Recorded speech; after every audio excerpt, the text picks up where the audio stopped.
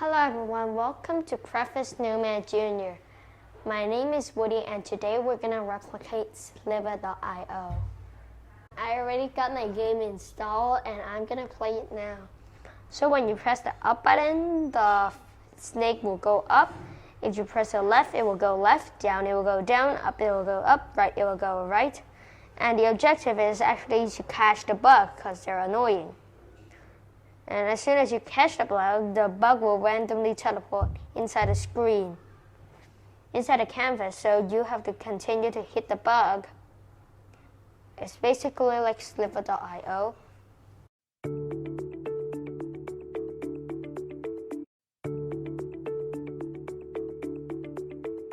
So I have my App Inventor project named Snake Game alongside my name.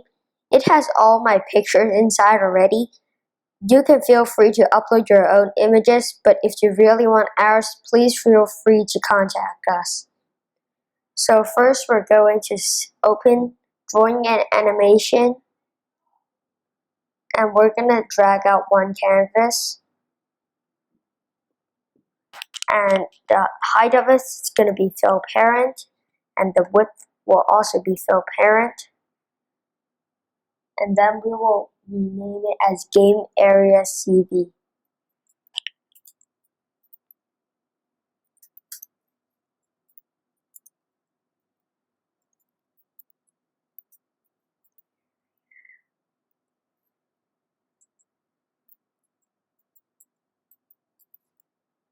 So I'm gonna put in the image sprites,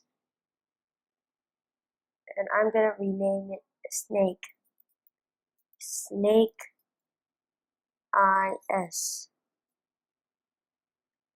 We're gonna set the image picture to snake.png or any. Oh, this is too big.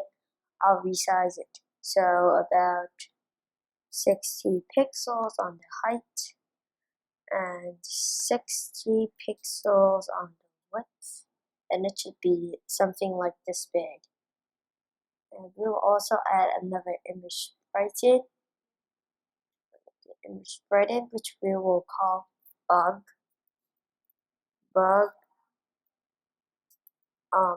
is, and we're going to set its picture to insect.png, and we're going to resize it to 60 pixels and the width to be 60 pixels. And I should also set the canvas background image to background.jpg. Yep. Do you guys remember why we need to use an image sprite? It's because an image on App Inventor cannot move, which is why we need one. Now, remember the image sprites needs to be put in a canvas, which is why we have a canvas here.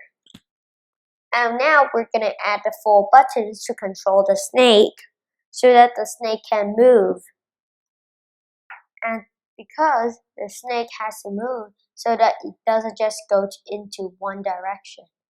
And one of them is going to be called up, which will shorten by saying U. And one of them to be down, which we will shorten into D. And one of them to be left, which will be shortened into L. And the final one will be right, and we'll shorten it to R. But now we have to rename them. Button 1, you can check, it's up, so we can rename it to up button. BTN for button. Button 3 to be down, so down, BTN. Left to be button 4, so left, BTN.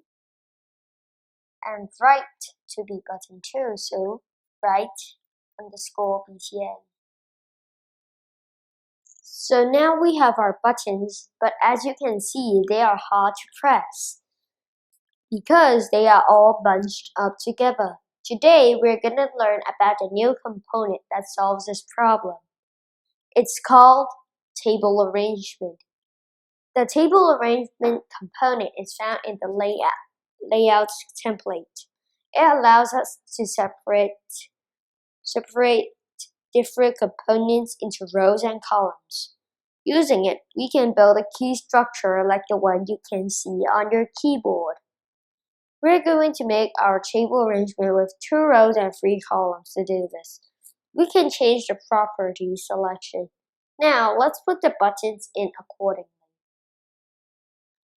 Up button goes in the middle, down goes under it, left goes on the side of it, and right also goes on the side of it.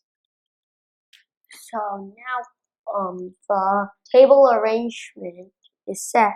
We're going to set all the buttons, their width, to 33% to make the buttons bigger so that when we press on it, it's easier to click because it's bigger.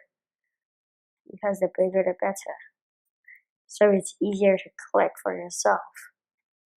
And you can also set them to font bold, or you can also set their font size to a bit bigger. You can also set their background colors. You can choose any color. So you can choose any color if you want.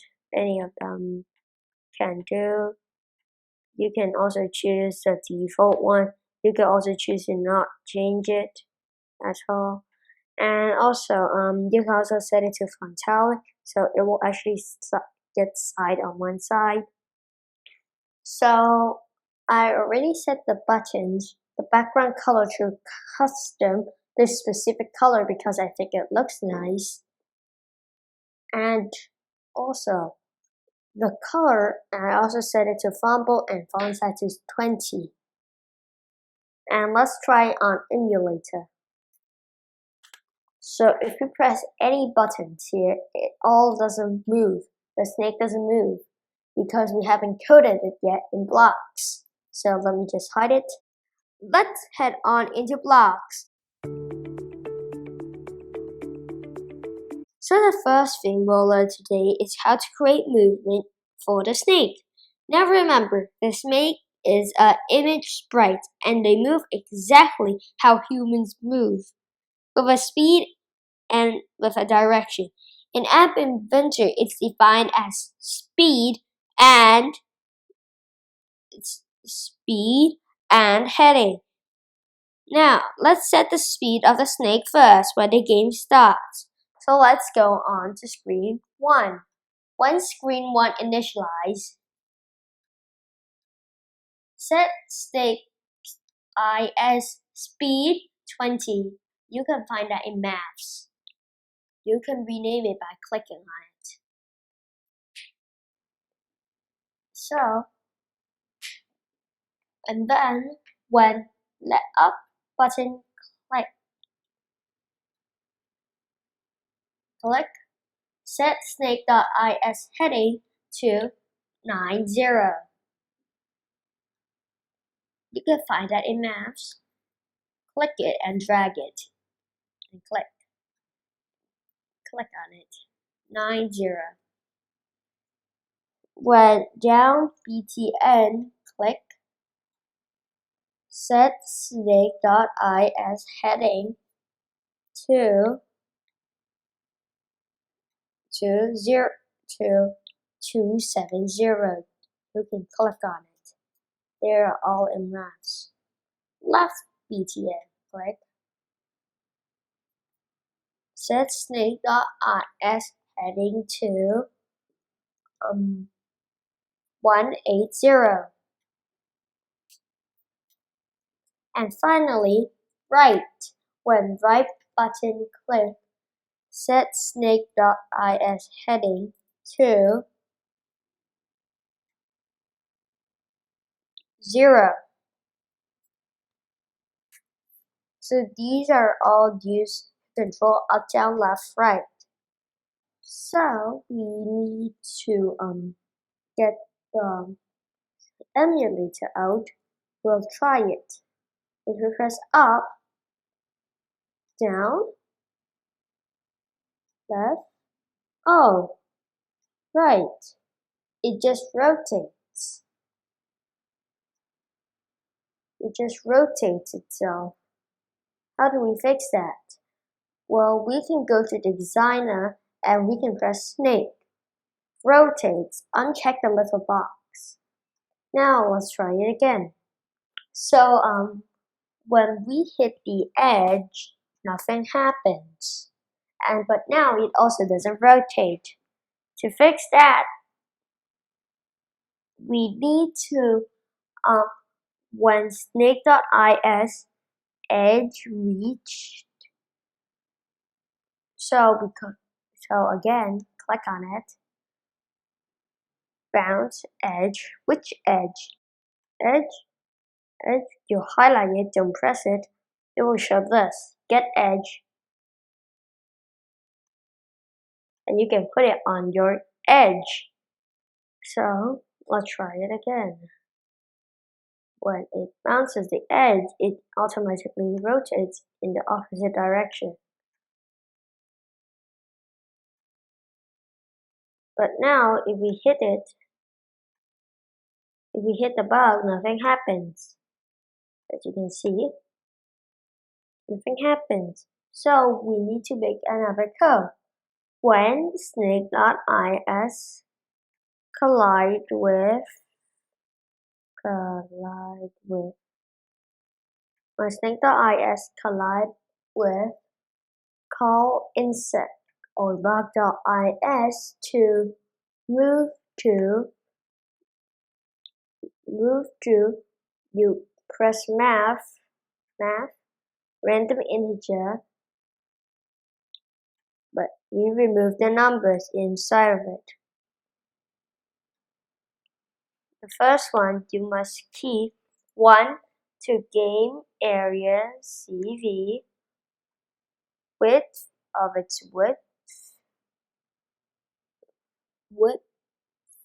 here, and then you can copy it to, but you have to change it instead of the width, you change it to height. Yes, so this now will activate. If we hit it again, it will now teleport to a random location. So this entire code allows the bug to teleport anywhere in the game's canvas. So let's do a little recap of what we learned today. We started off by learning about how to use table arrangements to arrange the positions of different components. We also learned how to use sprites in App Inventor with the use of heading and speed. So that's all for today. I hope you enjoyed the project. Remember to give us a thumbs up if you like it. Don't forget to hit the subscribe button to get our daily content. I'm Woody, and this is Preface Nomad Jr.